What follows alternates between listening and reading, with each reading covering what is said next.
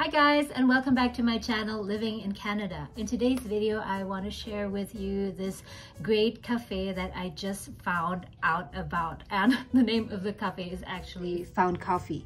So in today's video I want to talk about what I thought about the taste of the coffee and also the price, the location, how to get there, and my overall experience, whether or not I thought it was worth it and if I would go back here. So let's start. Found Coffee is located on College Street and it's really close to Chinatown. So I think it's really a great idea to just walk around Chinatown or maybe even have a lunch there and afterwards drop by this cafe to have some really awesome coffee. This is what it looks like from the front. It has this white painted exterior, so it's really easy to find. It really stands out.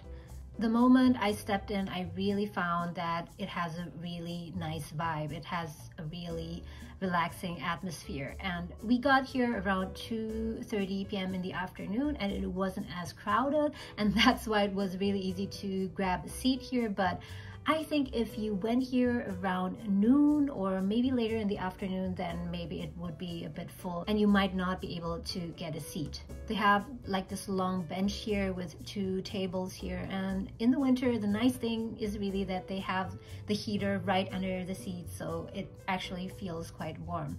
And they also have a few seats over here at the window, and this is also how the view looks like. If you look outside, it's really cozy here. One thing I noticed though is that they had the door to the cafe open all the time, so it wasn't as warm, but on the other hand it was nice that the place didn't feel stuffy at all. Let's get to the coffee. I got myself a flat white and my husband got himself a latte, and they were served in this really beautiful cups, which they also sold in the cafe, which are really expensive. But the coffee is really awesome. I really love the taste of it. The taste was really smooth. The coffee was strong, especially the flat white, but it wasn't overpowering. It didn't have any bitter taste to it. So here's my coffee, my flat white, and it had this really nice latte art. I really have to point out that the barista did a very good job with this latte art, because if you look at this heart-shaped latte art here, it stayed there all the way to my last sip. So here in this picture here, you see there's almost no coffee left, but that heart shape was still there. So it was really stable. By the way guys, if you're enjoying this video so far, then please let me know by hitting the like button. That would really help me to get this video out to more people. I would really appreciate it.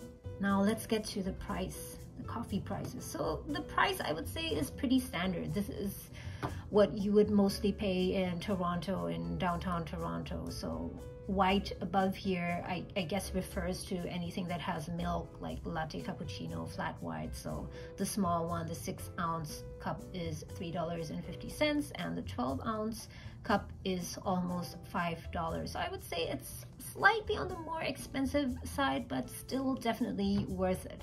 And for the black coffee, that's usually the Americano, and it costs $3.50. And then you also have teas, and if you want almond or oat milk, an extra shot of that in your coffee, then you will have to pay extra. And they also had some food, but it wasn't, I would say it wasn't advertised very prominently. Apart from the few cookies that they had in the display, they had a very small display and had some cookies, and they looked very good. But because I was just so full that day after having that pizza at Bitondo, I didn't eat anything. But here, if you look at the menu, they actually have toast. They have avocado toast, salmon toast, and they have some steel cut oat bars. So if you're really hungry or if you just want a snack, you can grab something here. But I don't think I would necessarily drop by here just for the food. I'm someone who really likes to watch my budget, and I don't go and get coffee outside every day. I mostly make coffee at home, but once in a while, like once a week or twice a week at the most, I do like to go out and get my coffee at a coffee shop, and I always love trying out new places. One important thing to note though, if you're looking for a cafe to work at, this might not be the best spot, because they have these little signages in very small print but very clearly stated that there's a seating limit of, I think, 90 minutes, 1.5 hours. So it's not the ideal spot if you want to hang around for 2 or 3 hours like you would normally do at a Starbucks, for example. And of course it makes sense. There is not much seating, and you want to give other people a chance to also enjoy the space. So yeah, 1.5 hours at the max. Now let's talk about how you can get to Found Coffee, and it's actually very easy. If you come from the north, you can take the subway line number 2 and get off at Bathurst Station, and from there you can take the 511 down until you get to Bathurst and College. And from there, you just walk for, I think, around 3 to 5 minutes. It's really, really close.